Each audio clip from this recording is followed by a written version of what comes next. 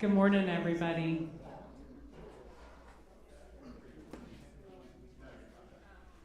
Hi, good morning. Thanks for braving the cold to be here today.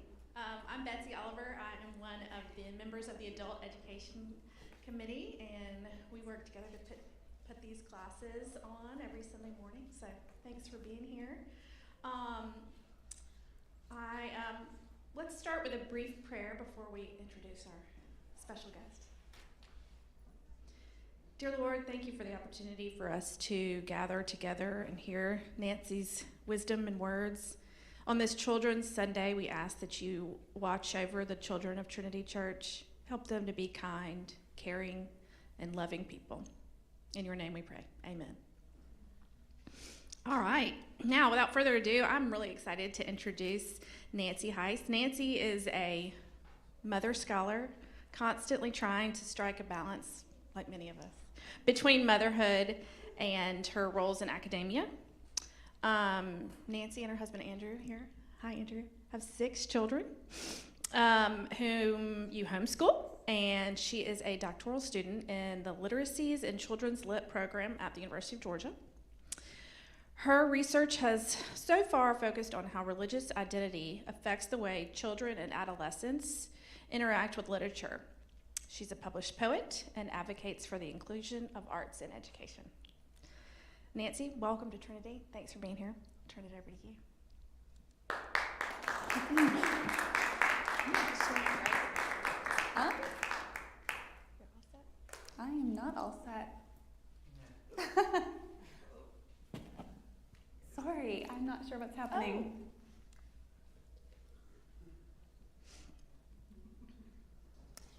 Give us a minute.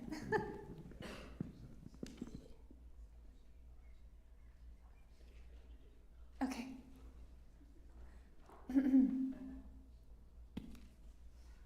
Sorry, everyone. I'll talk for a minute while he's getting this back up. So I'm in my children's ministry in my own church, so I'm a little bit nervous to be talking to a group of adults today. I just mostly teach children. Here we are, we're back up. Okay. I don't know what's going on. It's not streaming here. Okay. We'll give it a few more minutes. Or I can start. I have a visual for my first little bit here. I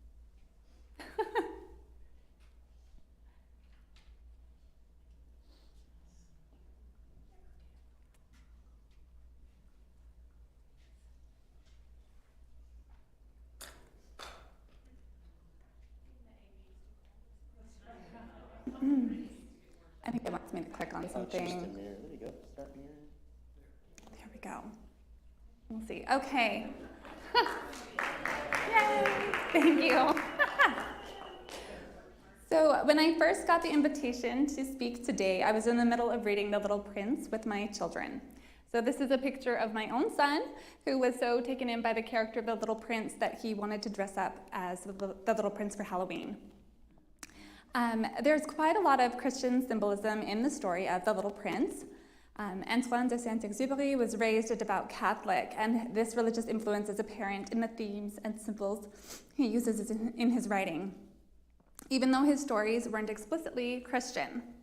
As Madeleine L'Engle, the author of A Wrinkle in Time, once said, if someone is truly and deeply Christian, what they write is going to be Christian, whether they mention Jesus or not. And if they are not, in the most profound sense, Christian, then what they write is not going to be Christian, no matter how many times they invoke the name of the Lord. So I thought a little bit about dissecting the Christian themes in The Little Prince for today, but what was more interesting to me was the way in which de Saint-Exupéry felt the need to use images and words together to tell his story. For example, at the very beginning of the book, the narrator, a pilot who I've always interpreted to be Saint-Exupéry himself, shared how, as a child, he read a book about a boa constrictor and learned that they swallow their prey whole without chewing it. After that, they're not able to move, and they sleep through the next 6 months that they need for digestion. I pondered deeply then, he says, over the misadventures of the jungle, and after some work with a colored pencil, I succeeded in making my first drawing. My drawing, number 1, It looked something like this. He then showed the masterpiece to the grown-ups and asked them whether the drawing frightened them. But they answered, "Frightened? Why should anyone be frightened by a hat?" Our poor narrator was frustrated by this because, of course, this isn't a hat at all. It's really a picture of a boa constrictor digesting an elephant. So our narrator made a second drawing so the grown-ups could see clearly. He wanted to aid their understanding. De Saint-Exupéry uses this hat snake example to argue that grown-ups always need to have things explained to them. But I think it raises an interesting point about the ways a person's lived experiences influence how they interpret the world around them. Delving into some literacy theory here, Louise Rosenblatt, known for her transactional theory of reading, noted that all readers bring mnemonic baggage with them to a text. This includes things like internalized cultural codes, such as those found in religion, previous life experiences, interactions with other literature, as well as a very active present with all its preoccupations, anxieties, questions, and aspirations. This mnemonic baggage influences a person's interpretation of a text, sometimes positively, but sometimes, as in the example of our hat here, inaccurately. Approaching a text with too many preconceived notions can actually color our ability to understand what's in front of us. We might see a hat when we should be seeing a snake, but I think we can all learn to temper our mnemonic baggage. And one way to do this is to practice seeing things from other points of view. So this wonderful woman is Rudine Sims Bishop. She's a scholar and emeritus professor at the Ohio State University, and she's considered the mother of multicultural children's literature studies. In 1990, she published a landmark article titled "Mirrors, Windows, and Sliding Glass Doors." This article is now foundational to how children's literature scholars view children's literature, and it's been cited in thousands of books and articles. Since we'll be talking about graphic novels today, I thought I would share this portrayal of Sims Bishop by Jean Luen Yang, an American cartoonist. So this little comic was featured in the New York Times in 2016. In this comic, Yang is basically explaining how he didn't get along with another boy in his grade who was among the handful of non-white students in class. And he ponders why they didn't get along well. And then at the bottom corner here, he brings in Rudine Sims Bishop. And explaining that books can be windows into other people's lives and mirrors into our own. Yang admits that Sims Bishop says much more, so I'll quote a bit more from her as well. She says that literature transforms human experience and reflects it back to us, and in that reflection we can see our own lives and experiences as part of the larger human experience. Reading then becomes a means of self-affirmation, and readers often seek their mirrors in books. Sims Bishop continues by saying that for many years, non-white readers have too frequently found the search for a mirror in literature futile. And Yang illustrates that here nicely, showing himself and his peer in the top left panel. They're looking at all of their white peers in these books, but not finding themselves. Sorry.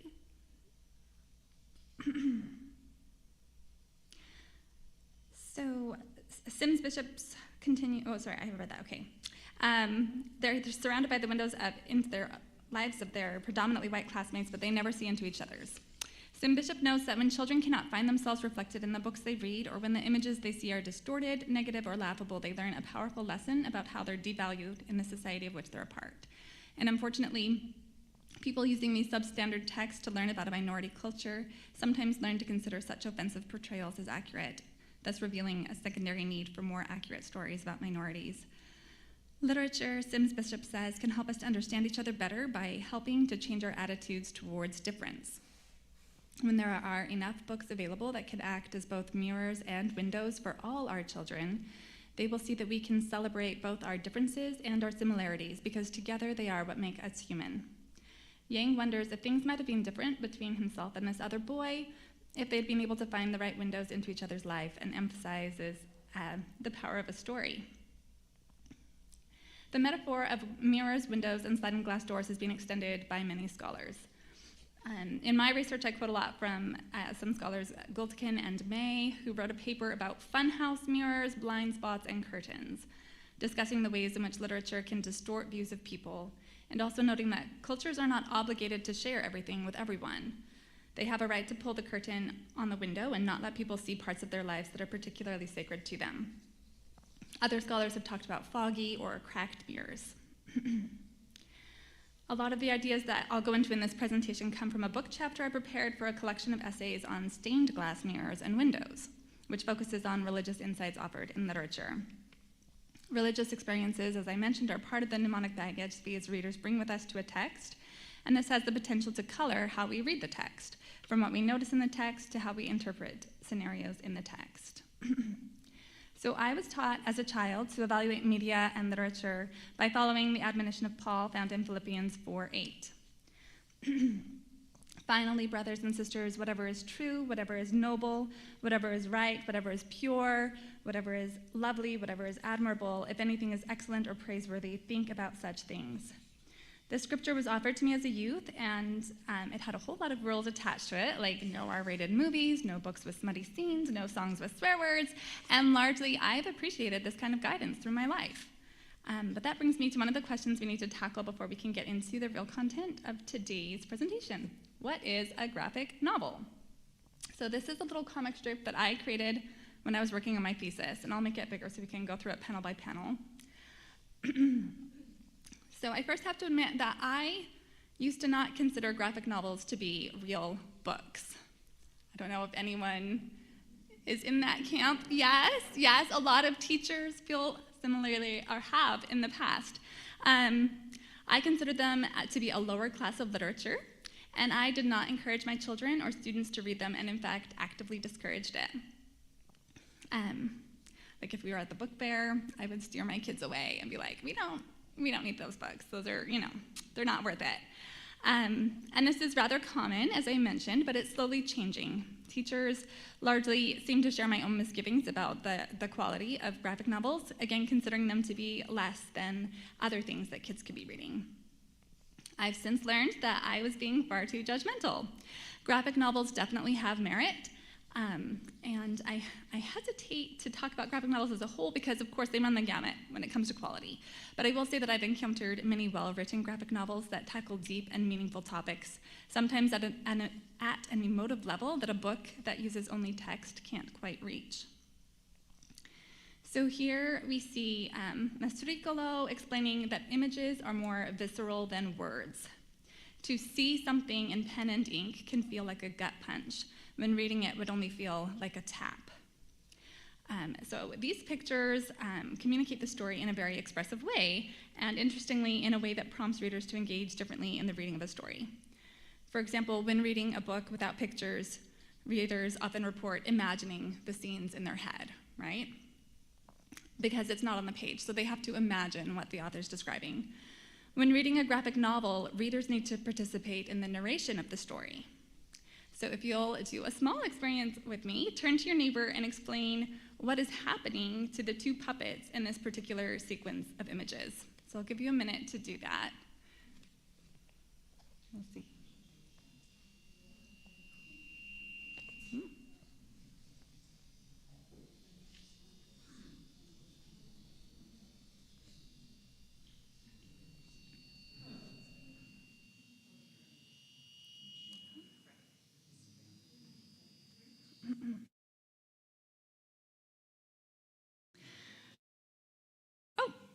I don't know if that's working still. Okay.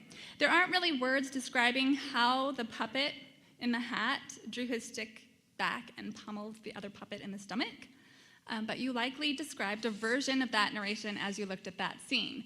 Did your neighbor describe to you the scene exactly as you described it in your own head? Probably not.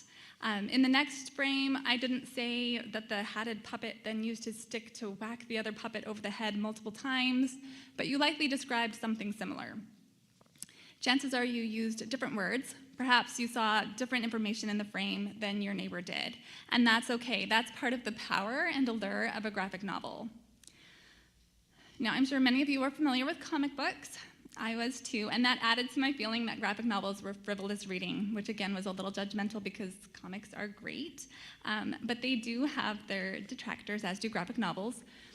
which some perhaps erroneously consider to be debasing or immoral. So you should have been there when I told my father-in-law that I had checked out some graphic novels from our library. I was so excited because there was an entire section devoted to them with a little sign that said graphic novels, and I picked out a few for my kids. So I was telling my father-in-law about this, and he was absolutely scandalized. So I have him over there thinking about graphic images, while I'm over here thinking about the research of graphic novels and people theorizing that they're like a container that holds an idea. And it can be any idea that it can hold, not a bad one. Anyway, ideas can be shared in a variety of formats, and a comic or graphic novel is just one of many different formats someone could choose to communicate those ideas. It doesn't mean naughty pictures, it means told in images. So this last little sequence just shows my father-in-law fainting after I told him that my kids love them. He didn't faint in real life, but we did have to have this conversation about how they're like innocent, novel-length comic books, not rated R smutty stuff.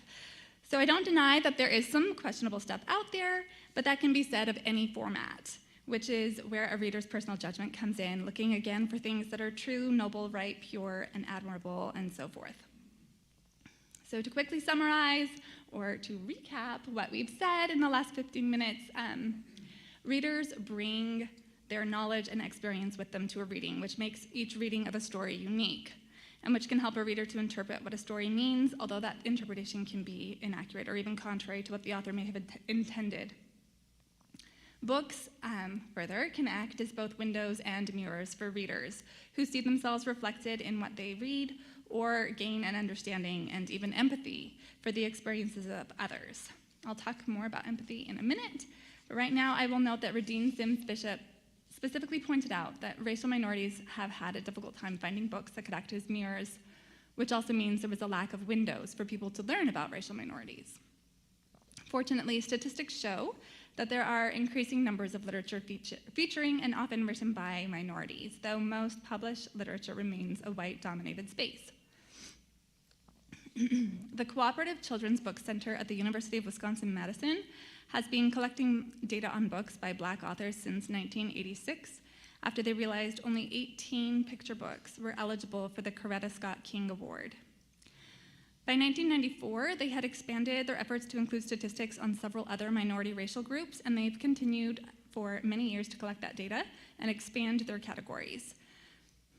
Their categories are ever evolving, but it was not until 2018 that they considered categorizing books by religion.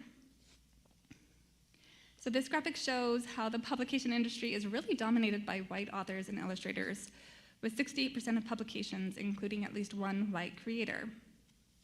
That isn't to say that a white author would never include a character of another racial background, but it does say something about the authenticity of characters.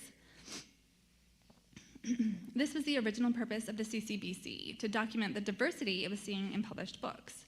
Cheeringly, the CCBC has found an overall increase in diversity over the years, so we're getting more and better and more authentic windows and mirrors for our children. But let's talk a minute for how the CCBC didn't divide their data by religion until 2018. This lapse in data collection indicates how common it is for religion to be overlooked in the literacy research world, which has for so long focused on race, class, and gender.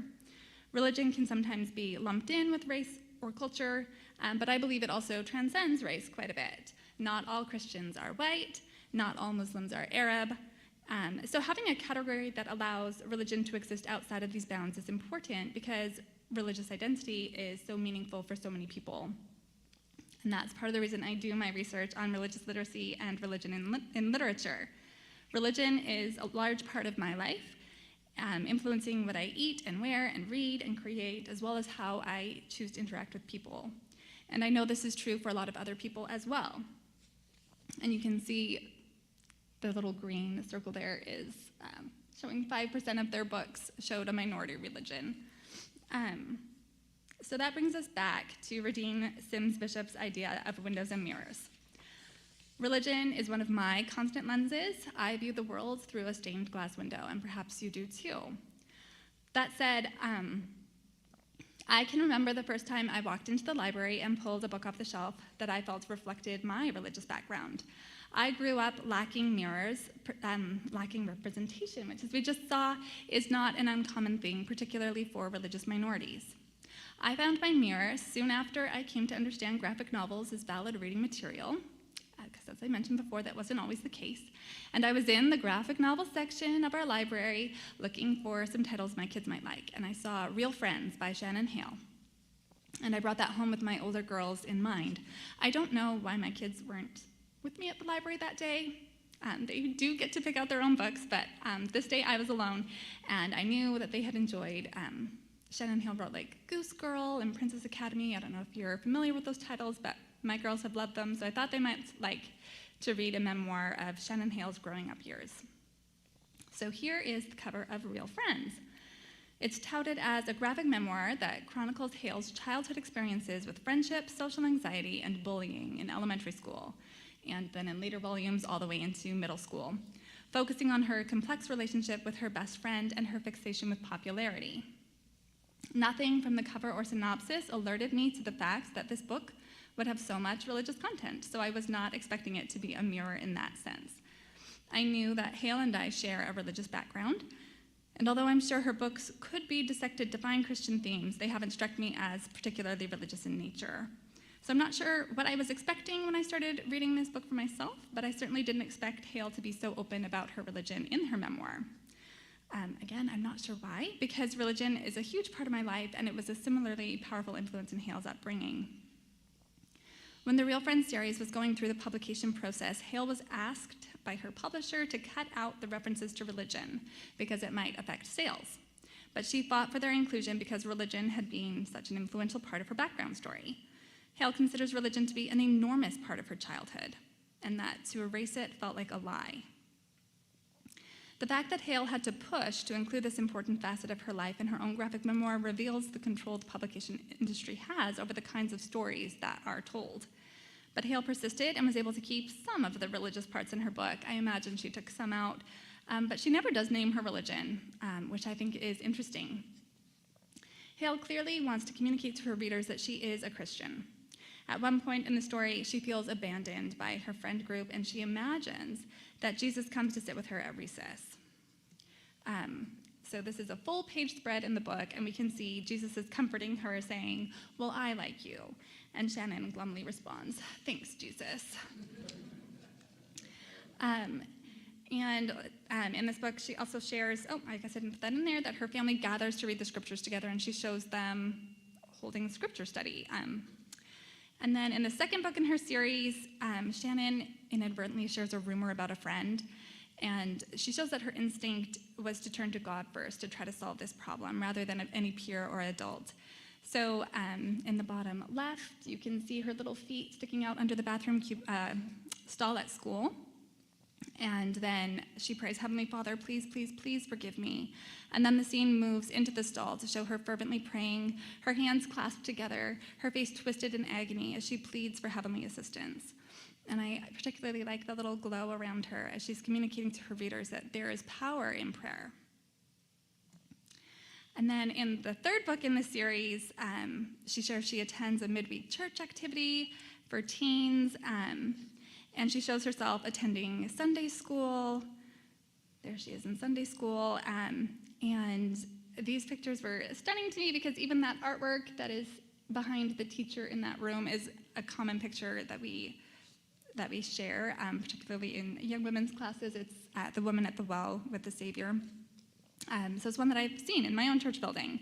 So perhaps when you look at these images, you also find some familiarity in them. They're scenes that I imagine most Christians, or even non-Christians, would recognize as religious. The next scene is a little bit different. It's one that I read and immediately categorized as a religious scene, but I'm not sure that people outside my religious tradition would recognize it as such. I had to spend quite a bit of time convincing my advisor that it was, in fact, a religious scene when I was writing my thesis. So it's not only a religious theme, but it's incredibly religious. So in the second book, Shannon shares how she ran into a boy named Sean in the hallway, and her group of friends calls him some rude names. And this triggers a flashback for Shannon, in which her third grade class is celebrating Sean's birthday. and his mother came to class to distribute a birthday treat, but instead of the usual homemade cupcakes, it was a bag of coffee-flavored candy. Shannon tells readers that a bunch of us weren't allowed to drink coffee, so we gave our candy back, and she yelled at us. So here in the scene in green, you can see the woman is just yelling at them. She says, "What's the matter with you kids? It's just candy." And you can see all of those exclamation points. So she's clearly very upset. And to be fair, some of the children, when you look at their faces, some of them look a little smug or sanctimonious. Shannon reveals that the children never treated Sean well after that incident. It takes years for Sean to find a group of friends to accept him, but we do finally get to see that at the end of this book. But this scene was so religiously charged, and perhaps you've already figured out why this scene is religious, but perhaps, like my advisor, you need a bit more explanation. So these books are set where Shannon grew up in Salt Lake City, Utah, as a member of the Church of Jesus Christ of Latter-day Saints, which is also my church, although I did not grow up in Utah. Because Utah is a Mormon majority state, and Salt Lake County was a Mormon majority county when Hale was in elementary school, it's safe to say that many, if not the majority of Shannon's classmates were also Mormon. That means that the majority of her classmates practiced adherence to the Word of Wisdom, a sacred dietary code followed by members of the Church of Jesus Christ of Latter-day Saints, which details which food and or substances should or should not be taken into the body. Among other things, the Word of Wisdom cautions against things like tobacco, alcohol, and coffee. So members of the Church of Jesus Christ of Latter-day Saints typically don't drink coffee. These children were not returning the candy simply because they didn't drink coffee, but because consuming coffee is against their religious custom. They probably didn't know what to do. I imagine it was unnerving for them to be presented with that. And Sean's mother is no victim in this story. I don't think she was blindsided by the children trying to return the candy. I think she went into that situation looking for an altercation. There's no possible way that she could live in Utah in the 1980s and not be aware of how the dominant religion in the area viewed coffee. So from my perception, coffee is pretty standard in a lot of places. And that's fine, right? But in Utah, that's not the case, especially in the 1980s. It's not around. So I attended a church-run university in Utah, and there's no coffee on the campus whatsoever. We couldn't even get caffeinated soda on campus at the time. There was no Coke or Pepsi, and that's pretty widespread in Utah, particularly, 40 years ago. So the lack of coffee, I think, would be pretty noticeable to someone new to Utah, but they would quickly learn it was because of a religious dietary code. So Sean's mother bringing coffee-flavored candy into a classroom full of Mormon children would be akin to offering bacon-flavored candy to a classroom full of Muslim students. It's not something that an adult should do, right? So I'm flabbergasted that this happened, but at the same time, I think that the message here that Shannon Hale is sharing is actually for the children who see themselves reflected in this book. I don't think this message is intended for those using the book as a window, though it could be. I think it's intended for children who are using it as a mirror. As Shannon Hale considers how she and her friends have been treating Sean for the last few years, essentially ostracizing him because of this coffee candy incident, she feels guilty. She also determines that Jesus would want her to stand up for him and decides that it was her duty to do something about it. Though the subsequent teasing Sean went through doesn't necessarily seem stimulated by religion, the initial conflict, as identified by Shannon, certainly was religious in nature. And if Sean was thus being targeted for not being Mormon, as Shannon feels he is, this scene can help young readers question whether and how they might be mistreating people on the basis of their religious identity, as well as modeling how they might resolve such a tension, which I think is really important. So interreligious understanding is a huge motivator for why I research this topic. I'm deeply disturbed by religiously motivated violence and oppression and just meanness. So I'm taking a class on religion currently, and we've been discussing the secularization theory. which is that religion will one day become a relic, that it won't be relevant, that it will be replaced entirely by reason and science and progress. And this theory was quite popular once, and indeed was accompanied by statistics showing a decline in overall religiosity in many places of the world. However, today that theory is no longer considered as relevant since religion is still here. And trends show that different populations have become more religious, and even that individuals can wax and wane in their religiosity within their lifetime. So it's a very difficult thing to measure, and yet religion remains a powerful influence in the world. And researchers are now theorizing religion that way, as a continuing force in the world rather than as a dying influence, while acknowledging the makeup of religion in the world is also constantly changing. One change that I find particularly interesting is interfaith marriage, at least in the United States, which has been increasing. The Pew Research Center reports that 26% of modern marriages are interfaith marriages, and similarly that 27% of young adults born between 1981 and 1996, so kind of old statistics for that one, but they report being raised in a religiously mixed family, while only 13% of adults born before 1946 report being raised in such an environment. Additionally, the United States is experiencing a remarkable degree of churn in the religious landscape, with roughly 34% of Americans reporting a different identity from the one they were raised in, which is up a considerable amount from the early 2000s. So things are changing, and while I find examples of interreligious conflict, such as in Real Friends, interesting, what's perhaps more interesting to me are instances of religious conflict where the protagonist themselves is of mixed religious heritage. I think there's a lot we can learn from looking into the window of these characters' lives. So I have several examples of protagonists like this in my original data set, but we will not have time to talk about them all today, unfortunately. So I thought that we would focus on The Tryout by Christina Soontornvat.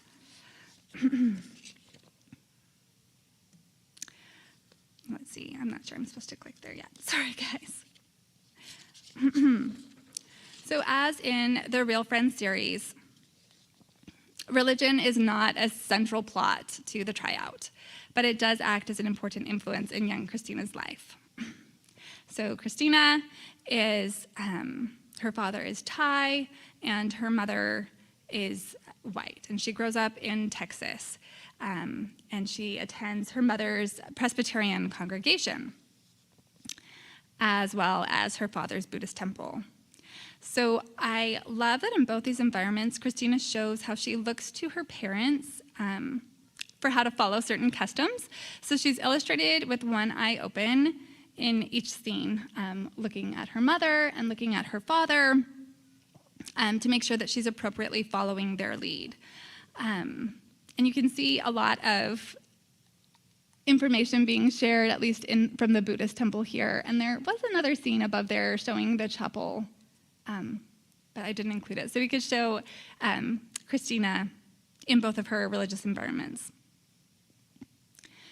So in this book, Christina is confused about her upbringing, and so she does this panel noting the commonalities that she sees between Jesus and Buddha, that they both taught compassion and love. They both spoke up for the poor, and they both were humble teachers. And she says that she pictured them as being good friends with each other. To her, Christianity and Buddhism worked well together, and she didn't realize until later that they might not be compatible, at least in the eyes of other people. So when her family moved to a small town in Texas, away from the city where she had access to her father's Buddhist temple, she began to feel disconnected from her Buddhist culture, since her family then had to travel quite far to attend those services.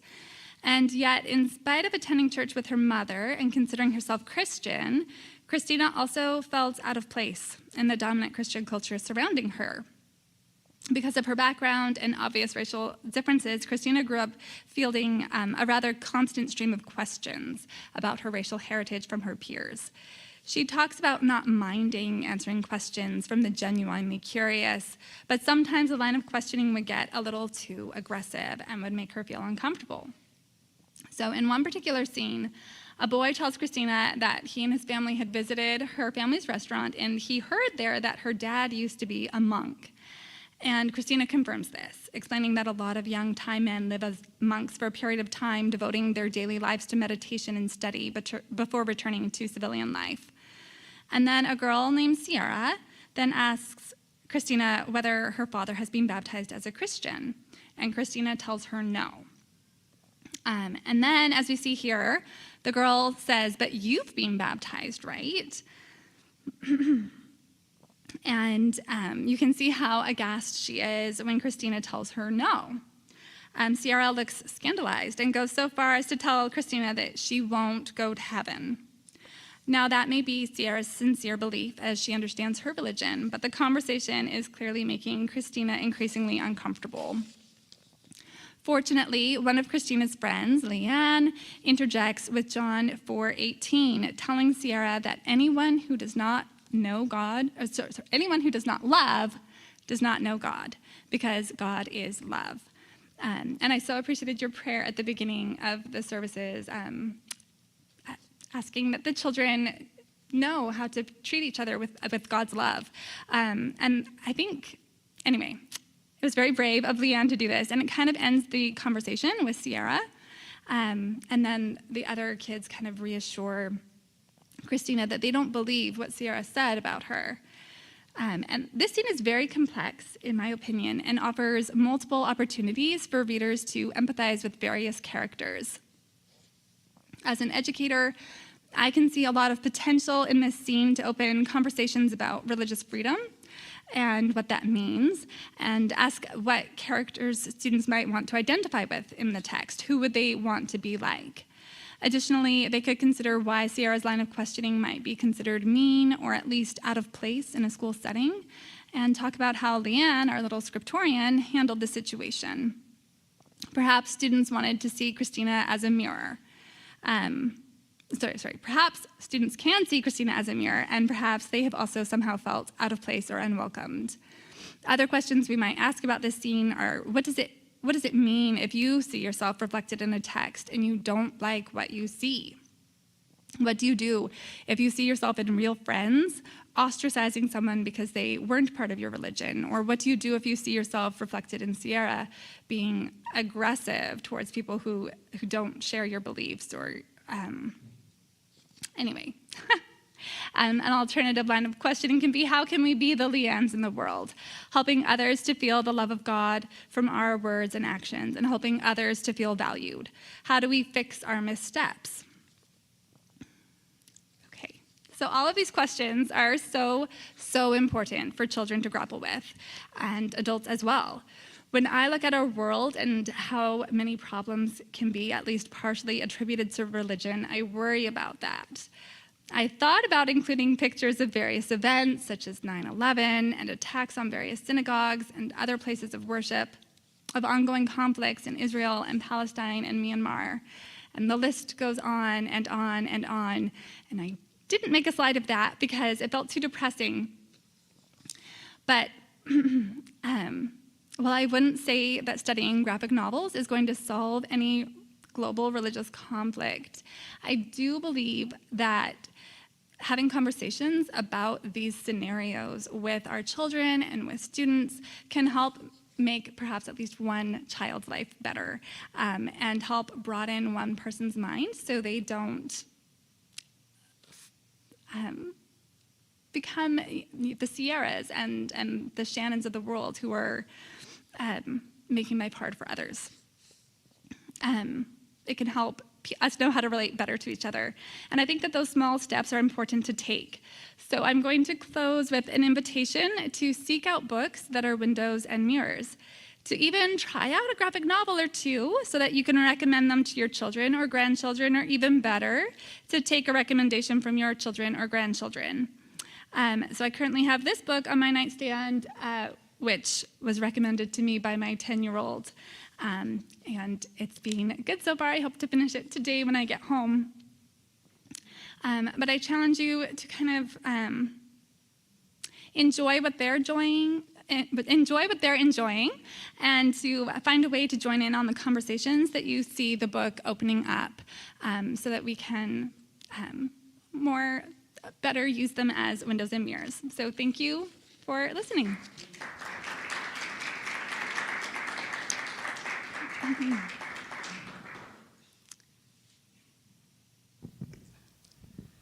Thank you. Wonderful. I mean, very exciting. And in support of your observations, I listened to a podcast not terribly long ago about the impact of money on children's publishing, and they were observing that because of the economics and the salaries in the Children's Publishing Center of New York, that it was primarily populated by trust fund daughters of wealthy families, and that was a very acceptable way to go.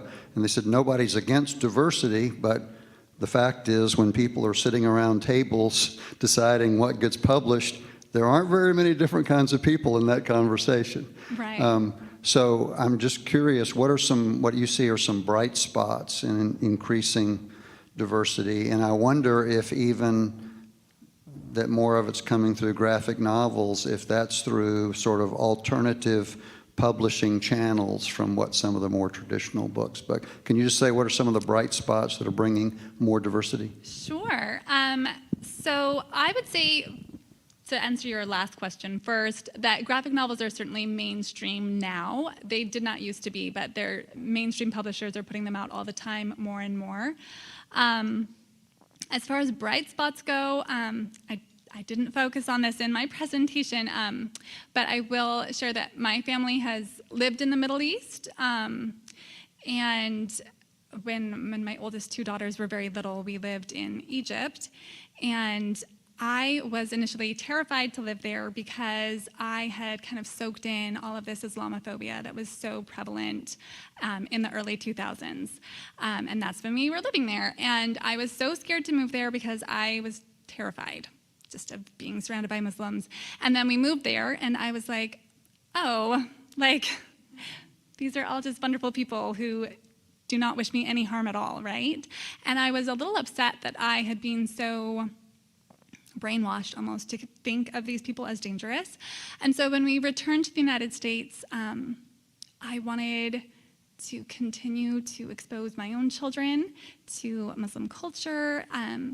So I was like, I'll just go get some books, right? Books will solve everything. So I went to the library, and there was nothing at all. And now, 15 years later, there is so much more. So Salam Reads is an imprint, I think in Simon & Schuster, I cannot remember, but they have a whole imprint kind of devoted to finding and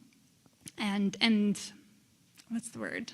And bringing out Muslim authors and to share their experiences. So a big branch of my research is looking at books with Muslim characters, and there's so much more now. It's quite easy to go to the library and find a character with a hijab, and like these books, not necessarily teaching about that religion, but just sharing their everyday life so that we can empathize with them. So that's one thing. There's another question over here. Hi, I wanted to thank you for this presentation. I thought it was excellent, and you really opened my eyes to lots of comics for young people that I did not know about. I actually studied sequential art in school, Oh, awesome. and so I have a lot of familiarity with comics targeted towards adults. Mm-hmm. And when you sort of widen the scope to that, there are many more comics about religious experiences and religious trauma, and I could name a few like Persepolis Yes. that are good examples of diversity in comics. But the thing I wanted to ask you was more about the essay about mirrors, windows, and sliding doors. What's an example of a sliding door in comics? And where can we find the essay to read it and learn more?